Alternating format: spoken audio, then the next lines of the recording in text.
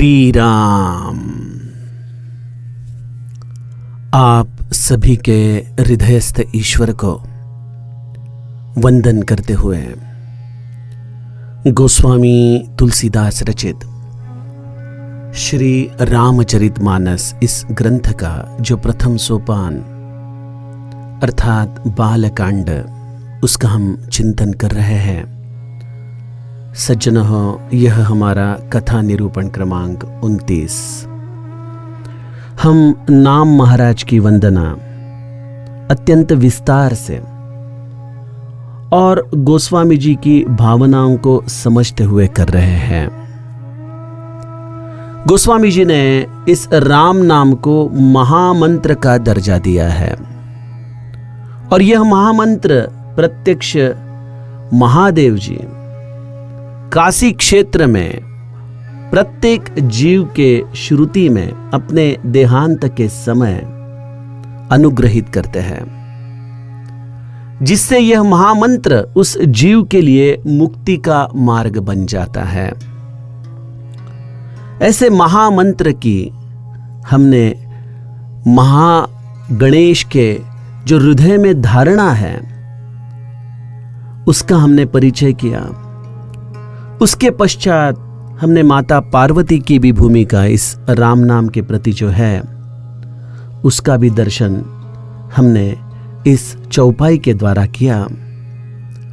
और गोस्वामी जी हमें अंतिम पर्व में इस राम नाम के 2 अक्षरों को श्रावण और भाद्रपद महीने के द्वारा जिस तरह से ये 2 महीने चावल के खेती के लिए अत्यंत उपयुक्त होते हैं, वैसे ही तुलसीदास जी कहते हैं कि यह राम नाम के 2 अक्षर तुलसीदास जैसे उत्तम सेवक गण के लिए अत्यंत उपयुक्त है। आइए राम नाम की वंदना आगे के चौपाइयों के द्वारा सुने।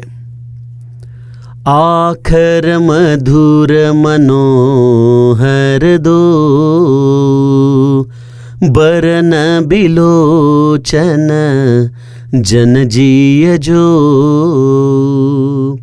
सुमिरत सुलभ सुखद सब काहू, लोक लाहू परलोक निबाहू, कहत सुनत सुमिरत सुठिनी के, राम लखन सम प्रिय तुलसी के, बरनत बरन प्रीति बिलगाती, ब्रह्म जीव सम सहज संघाती, नर नारायण सरिस सुभ्राता, जग पालक विशेषी जनत्राता,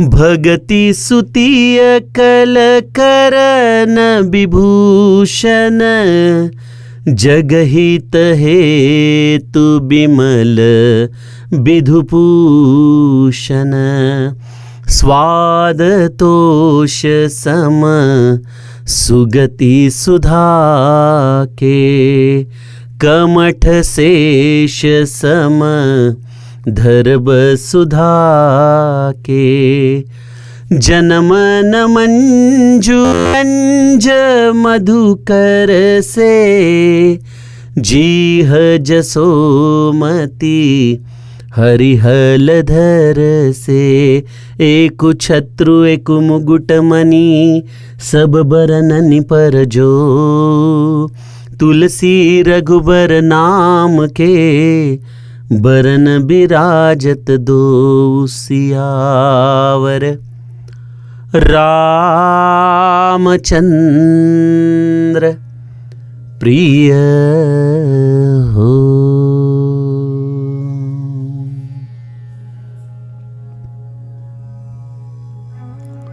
सज्जनों, चावल की खेती जो लोग इसमें जानकार हैं वह जानते हैं कि चावल की खेती के लिए पानी की मात्रा अधिक लगती है। बल्कि अगर पानी सूख जाए, अगर वर्षा ऋतु का अमल कम हो जाए तो यह चावल की खेती सूख जाती है। दाने एक प्रकार से सूखकर वो पूरी खेती ही नष्ट हो जाती है। इसलिए हमेशा यह खेती श्रावण और भाद्रपद महीने के बीच, जब बारिश अपने परमोच्च पर्व पर होती है, तब की जाती है। उसी तरह से परमार्थ में जो अग्रसर है, उसे भी यह परम ध्येय प्राप्त करने के लिए राम नाम का मात्रा अपने जीवन में अत्यधिक होना जरूरी होता है। राम नाम की मात्रा घट गई तो समझो परमार्थ में प्रगति भी रुक गई। हम उस ध्येय से बिछड़ जाते हैं, विन्मुख हो जाते हैं। इसलिए गोस्वामी जी जिस तरह से चावल के खेती में श्रावण और भाद्रपद ये 2 महीने अत्यंत उपयुक्त है, उसी तरह से परमार्थ में रा और म ये 2 अक्षर के द्वारा उसकी मात्रा जितनी अपने हृदय में सुमिरन की जाए, उतनी ही वह हमारे जीवन में यह पारमार्थिक खेती के लिए अत्यंत उपयुक्त होती है। यह सूत्र हमें बताते हैं। आइए अब आगे के चौपाइयों का चिंतन करें। सज्जनों, राम नाम की मात्रा कितनी लेनी चाहिए? हमारे जैसे लोग, हमारे एक सद्गुरु भगवान जानते हैं कि भाई इस कलियुग में, इस यांत्रिक युग में बंधे हुए ये लोग हैं, तो वो एक बार तो राम नाम लो, ऐसा अर्जव हमारे लिए करते हैं। भजनाचा शेवट आला, एक वेळ राम बोला, एक वेळ, एक माला तो फेरे दिन में। समर्थ रामदास कहते हैं कि अपने दिन की शुरुआत प्रभाते मनी राम चिंतित जावा, पुढे वैखरी राम आधी वदावा। और कोई बात करने से पहले, और कोई क्रम आचरण में लाने से पहले राम का सुमिरन करो। अपने दिन की शुरुआत प्रभु रामचंद्र के पावन नाम से करो, उसकी माला फेर कर करो। ऐसा आग्रह श्री समर्थ करते हैं। संत कहते हैं कि अपना हर सांस, अपना हर क्षण राम नाम में व्यतीत करो।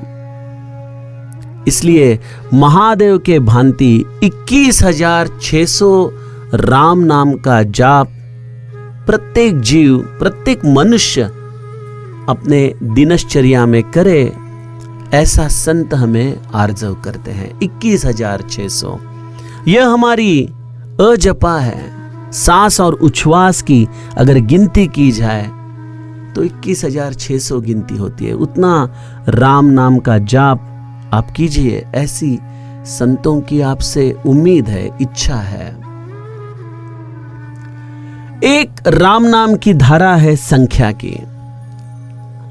इस संख्या के आधार से हमारे जीवन में एक बहुत बड़ी क्रांति हो जाती है। क्या होता है? राम नाम के नित्य सुमिरन से हम राम नाम के प्रति अपना सद्भाव, अपना अनुसंधान, अपना मन नित्य उसे जोड़े रखने से, मेरे सद्गुरु भगवान कहते हैं कि आपको हर ध्वनि में जो भी आपके कान पर ध्वनि आएगा, उस हर ध्वनि में आपको राम नाम का एहसास होगा। हर ध्वनि आपको राम नाम की प्रचिति देगा।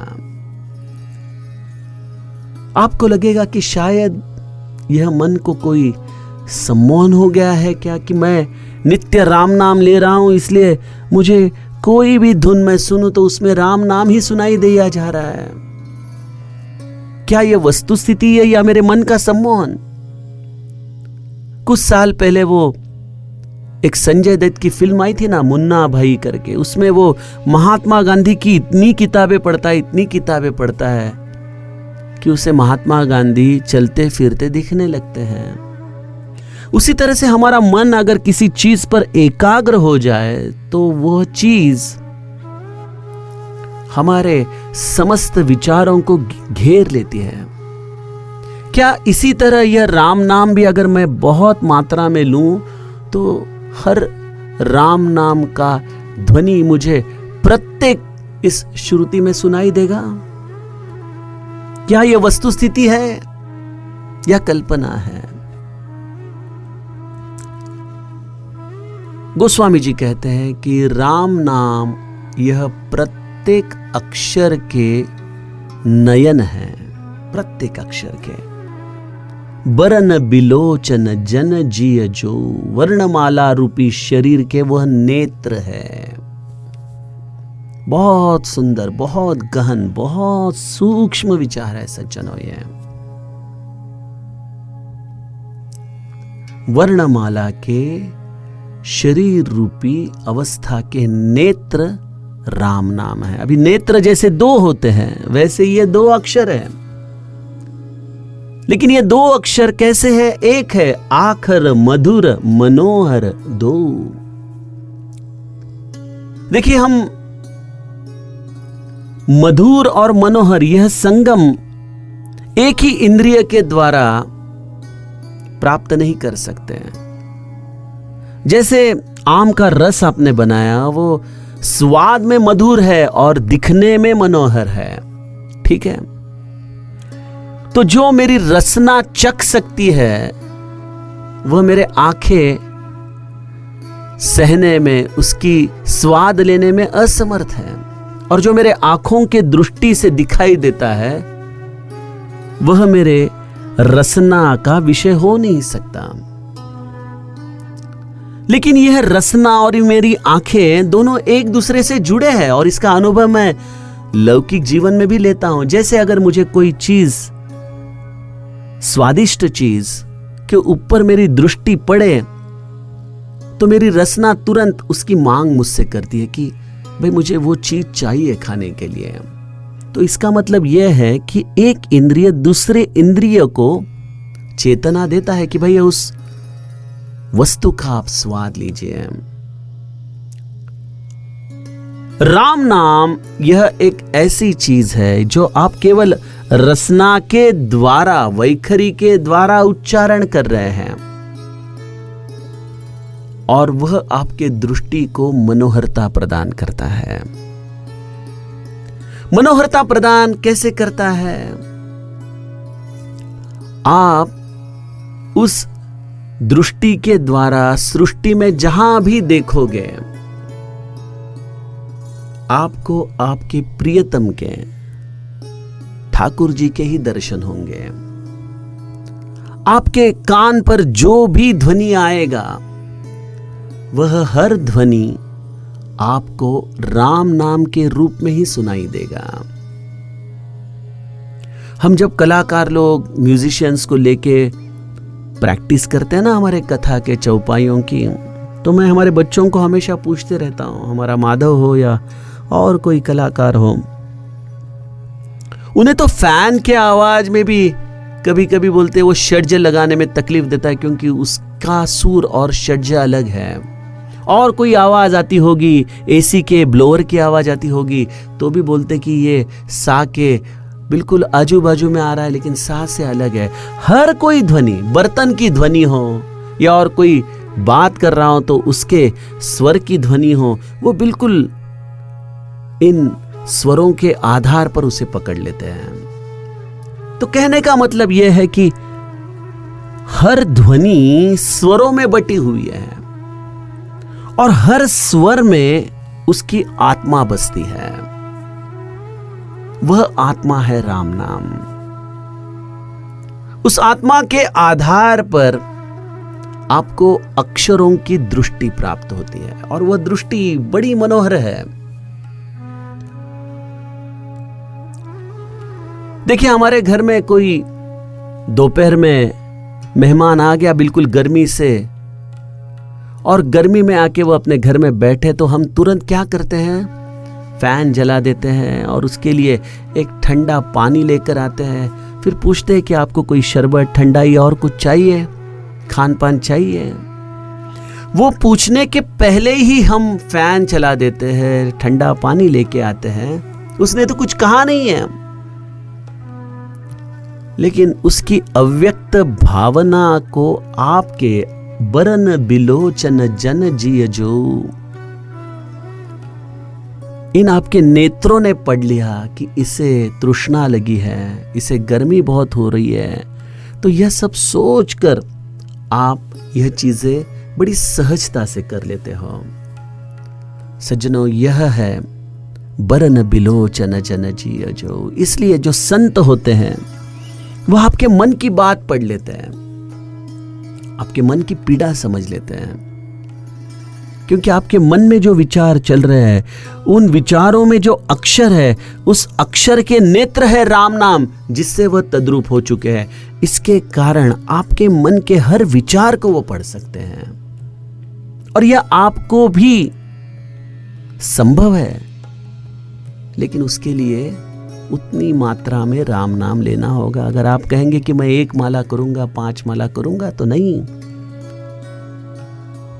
सांसों की माला पर सुमिरू मैं पी का नाम, मेरे प्रियतम का नाम मैं इस सांस रूपी माला पर नित्य फेरता रहूं, सुमिरन करता रहूं। यह है रूप इन अक्षरों में छुपे हुए नेत्रों को खोलने का। यह संवेदनशीलता है। राम नाम जीव को संवेदनशील बना देता है, सात्विक बना देता है। सज्जनों, मेरे सद्गुरु भगवान कहते हैं कि नाम लेने वाले के पीछे सात्विक कर्म अपने आप आते हैं। कैसे आते हैं? महात्मा गांधी जी का वो प्रसिद्ध भजन है ना, वैष्णव जन जो तेने कही है, पीड़ पराई जाने जो। जिसको पर पीड़ा समझ में आती है, जिसे दूसरे का दुख समझ में आता है, जिसे ये संवेदना समझ में आती है, समझ लेना कि इस वर्णमाला रूपी शरीर के नेत्र खुल चुके हैं। और इसके लिए कोई विधि नहीं करनी पड़ती है। राम नाम अपने आप में ही मधुर है। आप कहेंगे आपने आमरस का उदाहरण दिया, राम नाम से माधुर्यता कहां से आती है? सज्जनों, अगर आप राम नाम काफी मात्रा में हर दिन लेंगे तो कुछ ही दिनों में आपको एक अनुभव आएगा कि आपकी रसना बड़ी मीठी हो जाएगी। शक्कर से भी एक सुंदर मिठास आपके रसना पर आप खुद अनुभव कर सकते हो, और ये कई लोगों का अनुभव है। राम नाम ये अमृत से भी मीठा है। अब अमृत तो किसने चखा नहीं है, लेकिन राम नाम की मिठास, उसका चस्का अगर किसी को लग गया तो उसे दुनिया की कितनी बड़ी बड़ी मिठास हो, वो फीकी ही लगेगी। ऐसी राम नाम की मधुरता है। और सृष्टि में दोष विरहित देखने की कला, यही राम नाम की मनोहरता है। आपको दोष दिखाई नहीं पड़ेंगे, तो आपके मन में कोई संताप, क्रोध आने की संभावना ही नहीं है। किस पर आप क्रोध करोगे? सभी जगह पे तो वही मेरा राम है, वही उसकी लीला है और वही उसका खेल चल रहा है। ये एक बार हमारे इस वर्णमाला रूपी नेत्रों को समझ में आ गया तो आप बड़ी मधुरता से जियोगे। तो आप कहोगे कि अरे फिर ऐसा होगा तो हम तो व्यवहार कर ही नहीं पाएंगे। अगर मैं कह रहा हूं कि हर वर्ण में राम नाम सुनाई देता है, तो व्यवहार के कटुता में भी राम नाम ही आएगा। अरे छोड़ो, कभी व्यवहार में किसी को गाली देने का वक्त आएगा तो भी उसमें राम नाम सुनाई देगा। एक सज्जन कहते थे राम नाम लेने वाले कि मुझे हरामखोर वर्ड बहुत अच्छा लगता है, क्योंकि हराम में भी राम है और वो शब्द वापरने से मुझे राम का सुमिरन होता है। व्यवहार छोड़ने की जरूरत नहीं है, खुद छोड़ने की जरूरत नहीं है, बल्कि मेरे सदगुरु कहते हैं कि जो राम नाम लेने वाला आदमी है वह अपना संसार, अपना प्रपंच बड़ी उत्कटता से करे। सामान्य लोगों से बहुत अच्छी तरह से वह अपना संसार निभाए। व्यवहार कैसे करे? तो कहते थे कि आप कभी व्यवहार में फंसे ना, और आप किसी को व्यवहार में धोखा मत देना। बस यह दो चीजें आप संभालिए, किसी से धोखा मत खाना और किसी को धोखा मत देना। इस तरह से व्यवहार करने वाले व्यक्ति को राम नाम यह कोई अलग साधना नहीं लगती है। देखिए, जैसे मैंने इन म्यूजिशियंस का आपको उदाहरण दिया कि उन्हें हर ध्वनि में स्वर सुनाई देते हैं। अगर मेरी भी इस नाम साधना की तैयारी ऐसी हो गई कि मैं व्यवहार करूं या कुछ भी करूं, मैं नित्य सुमिरन में हूं, हर ध्वनि में मुझे राम सुनाई दे रहा है, तो नाम लेने वाला अलग कहां है? कौन है नाम लेने वाला? और यह स्थिति आपने कैसे प्राप्त की है, इसका अगर आपको कोई अंदाज चाहिए, अगर इसको आपको कोई निशान चाहिए, तो इसकी निशानी एक ही है कि आप जीवन के हर परिस्थिति में आनंदी रह सकते हैं। अगर आपका आनंद बरकरार है, हर स्थिति में आप मुस्कुरा सकते हैं, हर स्थिति में आप प्रसन्न रह सकते हैं, तो समझ लीजिए कि राम नाम ने आपके जीवन में बड़ी क्रांति की है। गोस्वामी जी कहते, यह पात्रता हर जीव, हर मनुष्य प्राणी प्राप्त कर सकता है, क्योंकि यह राम नाम, इसके लिए कोई अलग साधना नहीं है। आप आपका प्रपंच करते हुए राम नाम सुमिरन कर सकते हैं, क्योंकि सुमिरत सुलभ सुखद सब काहू, लोक लाहू पर लोक निबाहू। स्मरण करने में अत्यंत सुलभ और सुखदाई है, और यह ऐसे सुमिरन के साथ भी आप अपना व्यवहार करते रहो। आपके व्यवहार में आपको लाभ तो मिलेगा ही, लेकिन उसी के साथ आपके परलोक का भी रिजर्वेशन हो जाएगा। संत नामदेव के घर में जो दासी थी जनाबाई, उसकी याद आती है। वह जब गोबर से अपने घर के लिए चूल्हा जलाने के लिए गोबर की, जो हम गौर बोलते हैं, वो बनाती थी, तो इतना उसके हृदय में विट्ठल नाम हुआ था कि यह गोबर की कंडियां भी विट्ठल विट्ठल नाम से संस्कारित हो जाती थी। मेरे सदगुरु भगवान के परम शिष्य ब्रह्मानंद महाराज जब उत्सव के लिए मिठाई बनाते थे और मिठाई अपने हाथ पे रखते, जब वो दबाते थे तो कई बार उस मिठाई पे राम नाम की मुद्रिका आ जाती है। इतना राम नाम लिया था कि शरीर का हर खून का बूंद राम नाम से भर चुका था। उसके संस्कार मिठाई पर भी हो जाते थे।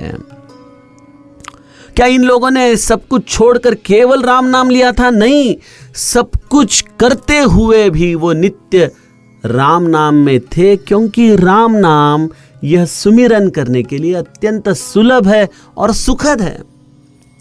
देखिए, हम कोई मंत्र जपने जाए तो कई मंत्र इतने याद करने में, सुमिरन करने में दुर्लभ होते हैं कि उसके लिए अलग से आपको आसन लेना पड़ेगा, अलग से मन को आपको एकाग्र करना पड़ेगा, आपको वाणी उच्चारण शुद्ध करना पड़ेगा।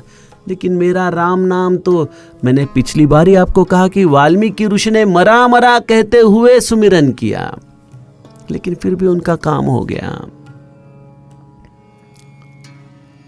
तो राम नाम केवल सुलभ ही नहीं है, सुखद भी है। कई मंत्र हमें शायद सुमिरन करने में कष्ट दे, लेकिन राम नाम आप जितना सुमिरन करो आपको काफी सुखद लगेगा, क्योंकि राम में ही आराम है। और आराम इस शब्द के खोज में समस्त दुनिया पड़ी है, लेकिन जिसके पास आराम है उस राम को हम सुमिरन नहीं करते हैं।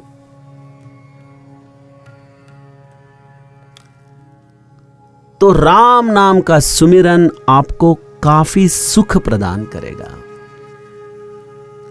राम हमारा जप करे हम बैठे विश्राम। संत कबीर जी कहते हैं कि अब उसको अलग से सुमिरन करने की जरूरत ही नहीं है, बस वो धारा एक बार हृदय में पकड़ ली और उस धारा में बहते गए, देह अपना कार्य करता रहा और इस धारा में जो सुमिरन चल रहा है उसे हम सुनते सुनते विश्राम प्राप्त कर रहे हैं। यह है राम नाम की सुखदता। और बैठे बैठे लोक लाहु पर लोक निबाहु, व्यवहार भी हो गया। और जब अंत काल आ गया और जब परलोक सिधारने का वक्त आ गया तो देखा गया कि अरे बाप रे, राम नाम ने तो वहां पे भी अपने लिए बहुत बड़ा काम करके रखा है। बस इस मनुष्य जन्म में वैखरी से जो राम नाम लेता है उसकी यह अवस्था है। इसलिए सज्जनों, राम नाम का सुमिरन करते रहिए। कहत सुनत सुमिरत सुठी नीके, राम लखन सम प्रिय तुलसी के। गोस्वामी जी कहते हैं, कहने में, श्रवण करने में और स्मरण करने में यह अत्यंत उत्तम है, सुंदर है, मधुर है। उच्चारण करने में कितना आनंद आता है, राम राम राम राम राम। मैंने बीच में YouTube पे वो नीम करोरी बाबा की आवाज में राम नाम की धुन सुनी थी, कितना आनंद आ रहा था। प्रत्यक्ष हनुमान जी का रूप ही जैसे राम राम राम राम नित्य रटते रहे, उतनी सुलभता से वो राम राम गा रहे थे। तो उच्चारण करने में अत्यंत सुलभ है। जो सिर्फ सुनता है उसके श्रवण के द्वारा भी उसको बड़ा आनंद प्राप्त होता है, और सुमिरन करने में भी यह राम नाम अत्यंत उत्तम है। तो ऐसा राम नाम गोस्वामी जी कहते हैं मुझे अत्यंत प्रिय है। जैसे रा और म, यह दो अक्षर